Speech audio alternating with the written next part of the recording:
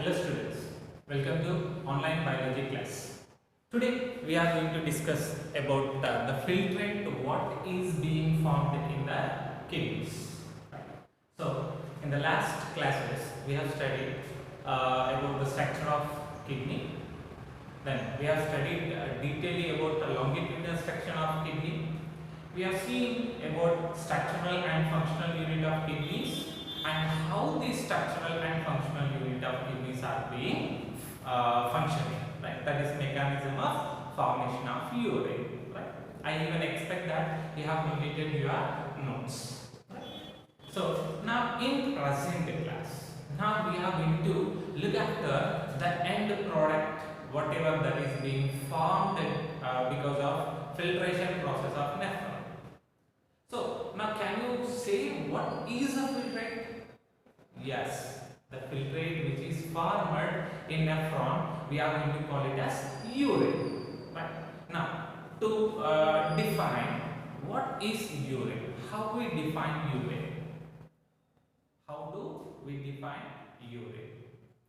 Urine is transparent fluid which contains dissolved waste. Right?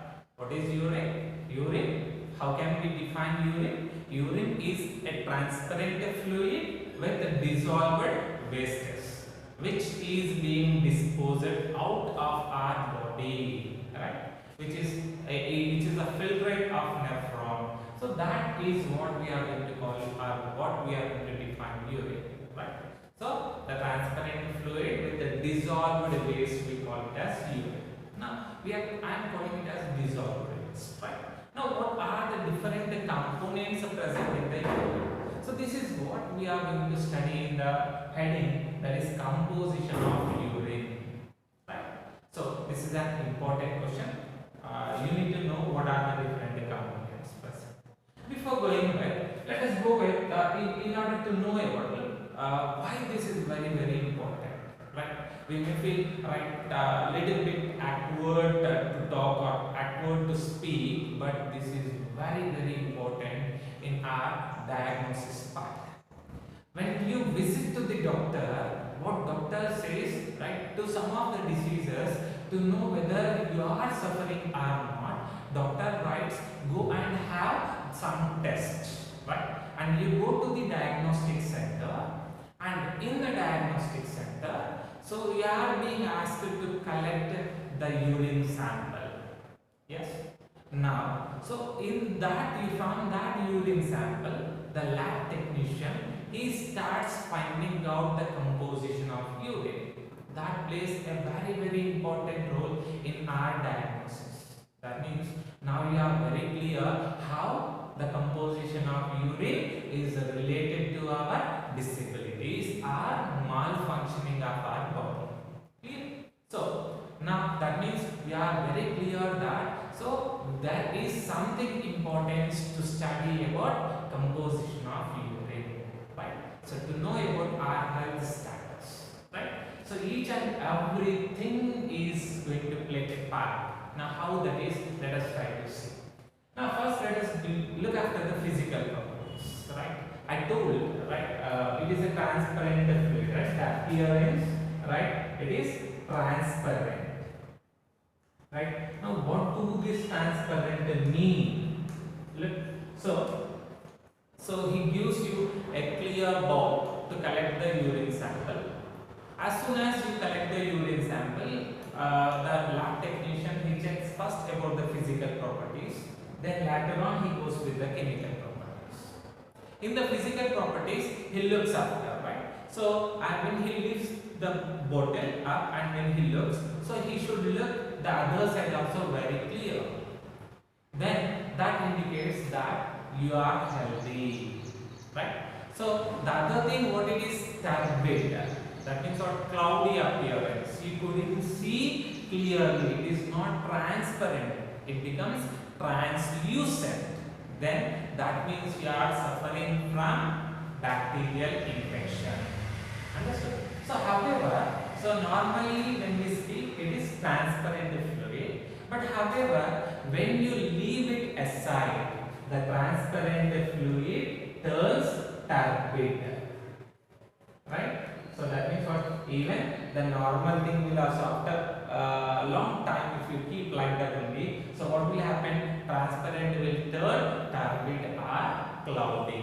Okay. So then next coming to the color, it is yellow in color. Of course, the color depends upon the fluid intake. If you drink more amount of water, definitely that is dilute urine and you don't find the color. But generally, the color of urine is yellow. In yellow, we say the color is amber color. What is the color? Amber color. Right? The peculiar yellowish color of urine, we call it as amber color. And this amber color, this is because of a pigment which is called as urochrome. What is the pigment? Urochrome. Right? So now what is urochrome? How it is produced? From where this urochrome is liberated? You know that, right? Our blood contains RBC cells. Right? So, and you know that RBC cells, they live for only 120 days. After 120 days, these RBC cells, they go and destroy in liver as well as in spleen. Now, when the degradation of RBC cells are going to take place, you know that heme is being released, globulin is being released. Now, during this degradation, bile salts, bile pigments are being produced. Now, urochrome is also such a pigment which is produced because of degradation of RBC cells. Now, so this is the waste material. This is being filtered out from the blood. Now, presence of this urochrome gives urine yellow in color or amber in color. Right? And when you go for pH, the pH of urine will be 6. Right? Almost nearly 6 it is going to be present. 6 means you can say it is slightly acidic. Isn't it? It is slightly acidic. Okay, so you know that from 1 pH scale, from 1 when you start moving, right? So you know acidic nature decreases, right? Almost it is coming to the neutral. It is slightly acidic. But however, pH will also be altered. Like for example, a person is eating large amount of fruits and also protein. That whatever he is taking, so is with the rich protein and rich fruits, then definitely it will be acidic in nature. And if the same person, if he is going to take large quantity of vegetables, then the urine will be alkaline in nature. That means what pH will be. So what we can say increased, isn't it? Alkalinity will be increased like that. So it differs, right? And you know that the peculiar smell of urine. So this is because of urea which is being present in the urine. When you allow urine to stand like that, what happened? So due to the bacteria whatever that is being present, urea which is being present in the urine, that is going to be converted into ammonia. Okay, so because of this particular substance what is being present, so the smell of urine is going to be appeared, the unpleasant smell. And however, the pH also depends based on the same thing, right? So urea, right? So when you keep standing, acidic thing will be converted to alkaline, right? I told you 6 will be changed once again. The main reason because of this degradation of urea to next thing what it is called as ammonia. So because of that, there will be pH will be changed. So as soon as the sample is being given, lab technician first he checks down all the things without any delay. So if delay happens, what will happen? So pH will be altered, then turbidity, right? Appearance will be altered. So as soon as that is being given, immediately he is going to check down. Okay. Then next step.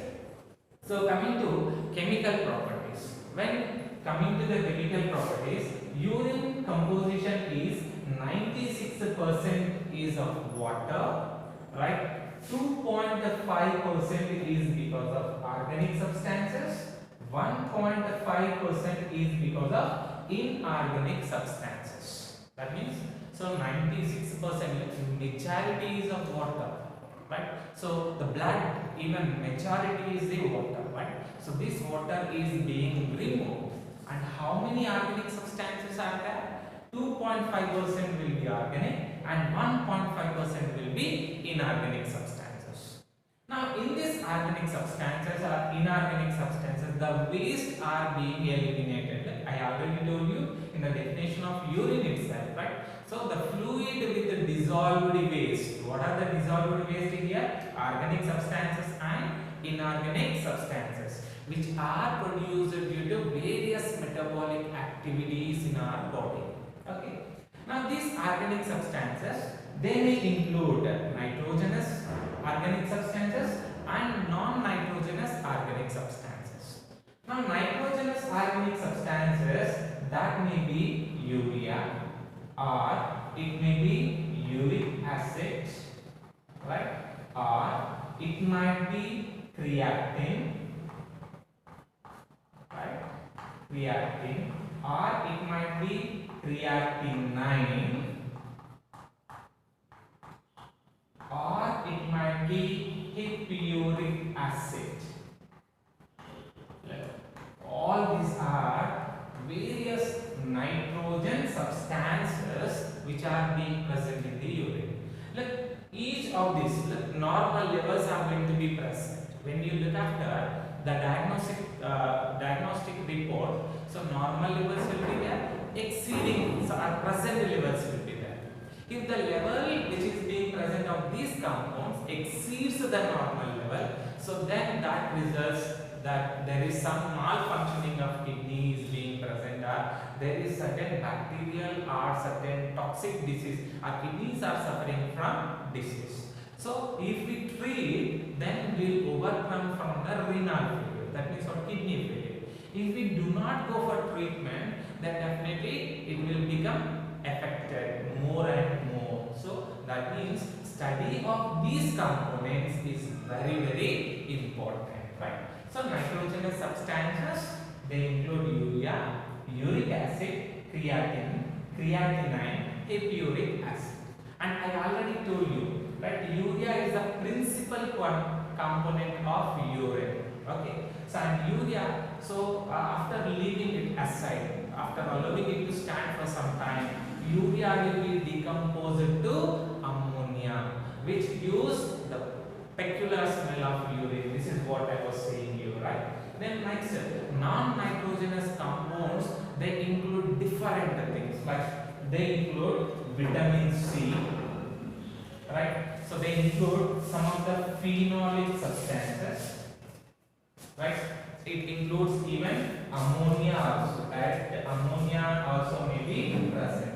All these are certain non-nitrogenous substances which are being present in urine, right? So what are the things I told you? Vitamin C, of course, oxalic acid, phenolic compounds, right? Ammonia, etc. are the substances which are being present.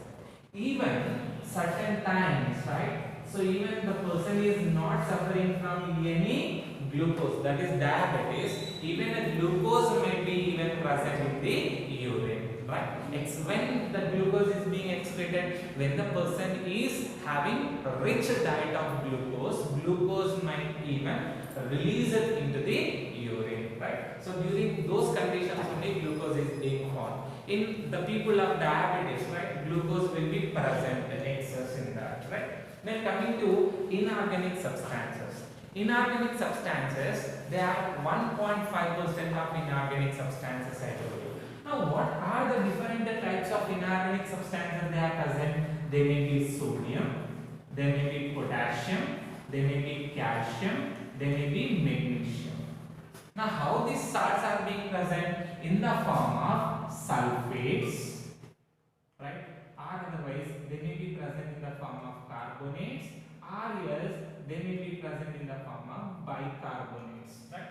Or else they may be present in the form of chlorates. That means what? Sodium sulfate, sodium carbonate, sodium bicarbonate, sodium chloride. Same way, potassium sulfate, potassium carbonate, potassium bicarbonate, potassium chloride.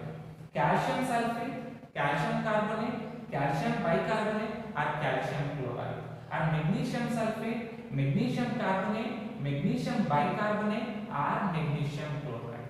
In these forms, inorganic compounds are going to be present. Now, the main inorganic component which is present in urine is sodium chloride. Main organic component is urea. Main inorganic component present is sodium chloride. So this is about the composition of urine. So when this question comes, how do you answer this question? So you represent in different headings: physical properties and chemical properties. In physical properties, you go with color, appearance, pH, smell or odor. Then next, chemical properties: percentage of water, percentage of organic substances and percentage of inorganic components. So in organic substances, what we have seen? Nitrogenous, and we have seen non-nitrogenous. And in nitrogenous compounds, what are the different nitrogenous compounds? What are the different non-nitrogenous components present? Then, what are the different inorganic compounds present? What is the principal organic component present? Principal inorganic component present. The next step. So, at what conditions glucose is being seen, right? So, all these are the different things what are being, what you need to represent for composition of urine, right? I give you 1 minute time to copy this.